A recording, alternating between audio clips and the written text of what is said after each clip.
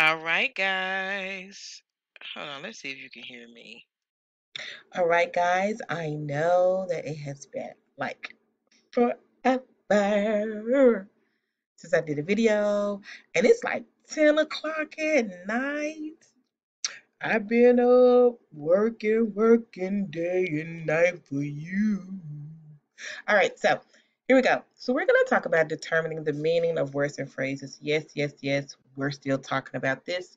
And that's because if we understand the words, the meanings of the words, how they're used, and the phrases, we can actually comprehend Shakespeare and other complex or complicated literature. Okay, you're just not gonna flip like that? Okay, there we go. All right, so I'm gonna go ahead and like ask you to pause right here. This will be your entry task for tomorrow, which will be November 20, excuse me, November 21st. So you can go ahead and pause it, answer the question, and then make sure that you can explain it. All righty. So, of course, we're going to go through our I believe statement because I believe in you and you believe in you. I hope you believe in you, but hey, I believe in you. And then this is our agenda for tomorrow. So, again, you know that you can pause it if you need to.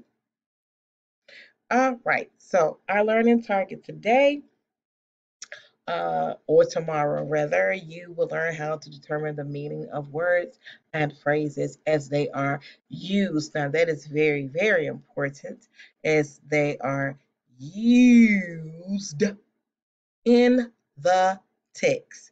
This includes figurative language, connotative uh, meanings. Uh, this includes your analysis of the word choice or diction. This includes uh, everything that's surrounding the words, which is context clues. So, of course, you guys are going to stop and jot. All right. Oh, and here, if you didn't see this, I'm providing you all with like academic vocabulary to help you. Yes, yes, to help you. Alrighty, so what we're going to do is we're going to activate your prior knowledge. So I'm going to ask for you to silently read this excerpt from Romeo and Juliet. It comes from Act 3, Scene 2, lines 20 through 25. And it says, "Come, gentle night, come, loving, black browed night.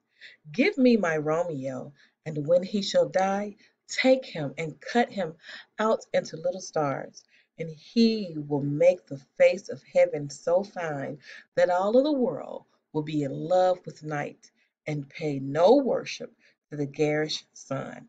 All right, so I'm going to ask you to pause right here, and I'm going to ask you to, excuse me, answer or identify what literary device this is. And when you come in tomorrow, we're going to go a little bit deeper into this because I want you to be able to explain to me why you chose the answer that you chose. And I'm not going to tell you what the answer is, but you should know. All righty, so let's talk about concept development. So, of course, go ahead and pause it. Make sure that you jot down these definitions. And I would also jot down, oh, let me see if these are, give me one moment because I know someone talked to me about not having everything in the screen. Hold up.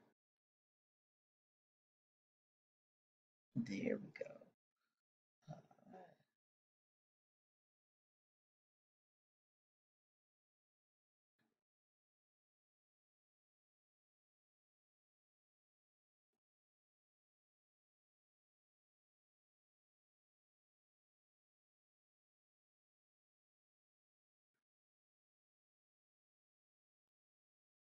All right, I hope that you're able to get all of this in the slide. It looks like you should be able to do this. Ooh, there we go. So I'm going back. So I want you guys to go ahead and I want you to make sure you have these definitions. These definitions are critical to what we're doing tomorrow.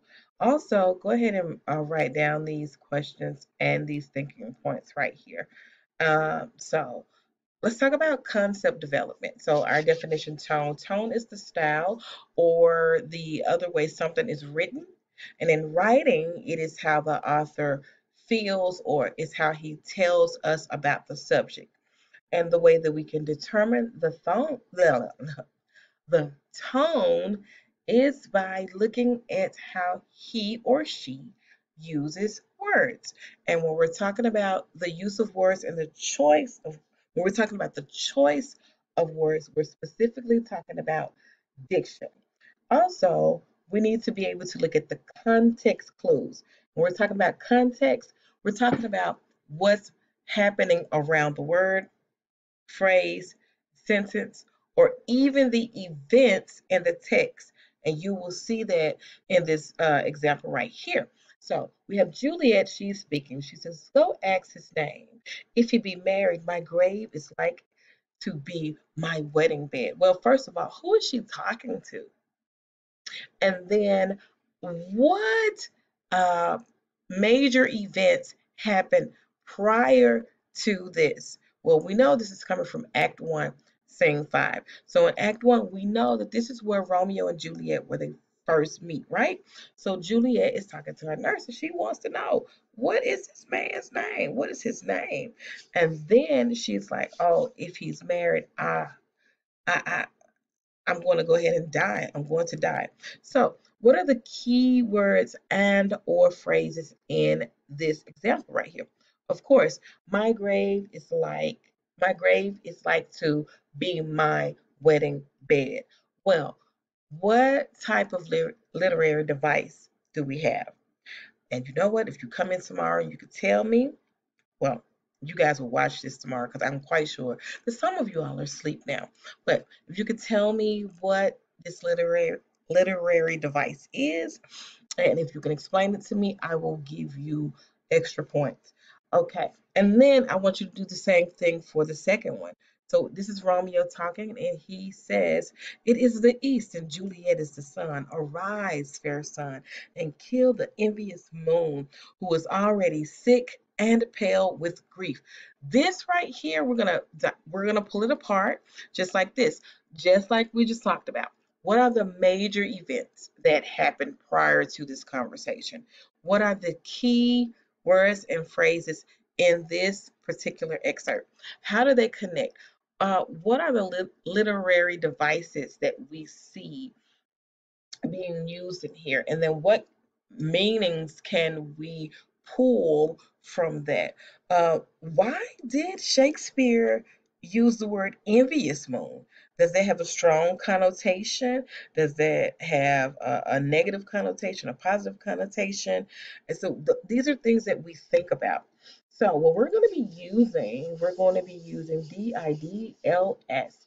D is for diction, I is for image, excuse me, the other D is for details, L is for language, S is for syntax. So what you need to do is what? Pause the video. All right, so diction, of course, diction is why does the author use that particular word uh, or uses that particular word? So we're talking about word choice. Here are some thinking points I want you to consider. Um, why did he, in our case, why did he, because we're talking about Shakespeare, why did he use that word? What are the connotations of that word? Did he want this to, was he using his word literally? Was he using his word figuratively? Is this a euphemism? So we got to start looking at things like that. And we have an example right here when we say Diana is unintelligent. Well, if we look at the word unintelligent, we know that it is to describe a character.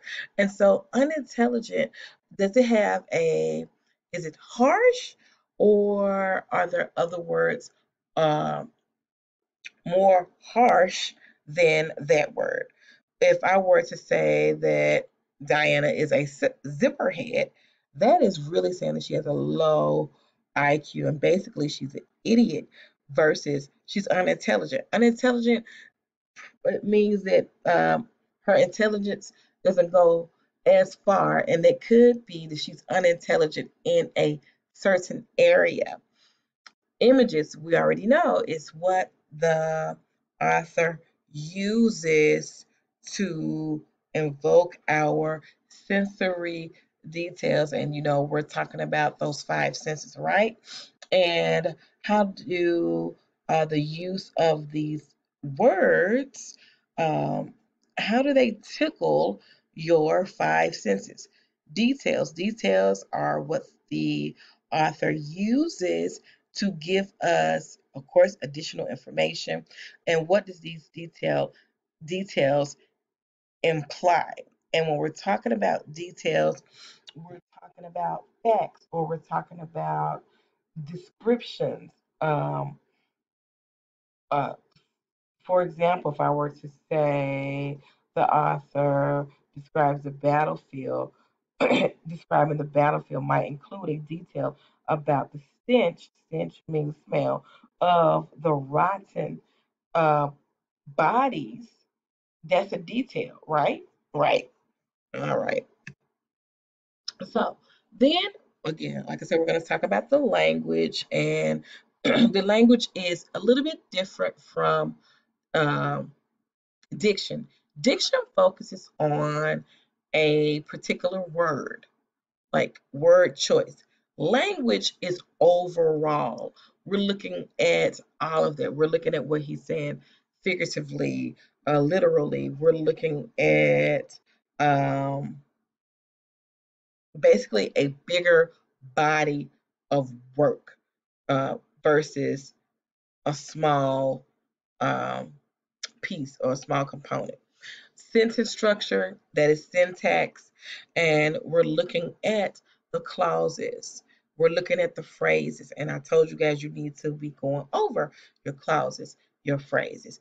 Is this sentence choppy? Does it flow?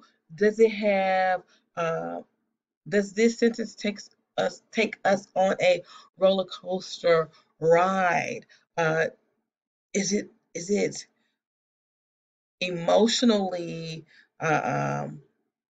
what's the word, draining to read? What about the rhyme scheme? Is it blank verse? Do we have couplets? All right. So we're looking at all of that, and that will help us to get tone. Here's another strategy that you can use if you don't want to do DIDLS. You can use twist, where you look at the words. I mean, you look at the tone, you look at the word, you look at imagery and details, you look at the style, you look at the theme. Um, so you choose, but in class tomorrow, we're going to focus on DIDLS. All right. All right. So here's your closure. So if we're talking about word choice, right? We're talking about basically being able to identify keywords or phrases and how they help us to understand the theme. I want you to tell me, how will it help you? How would understanding words help you in your personal life? How can you apply this in the real world? How can you apply this in the academic world? And that is all. See you all tomorrow. Be sure to come with all of your supplies. You all have a great night.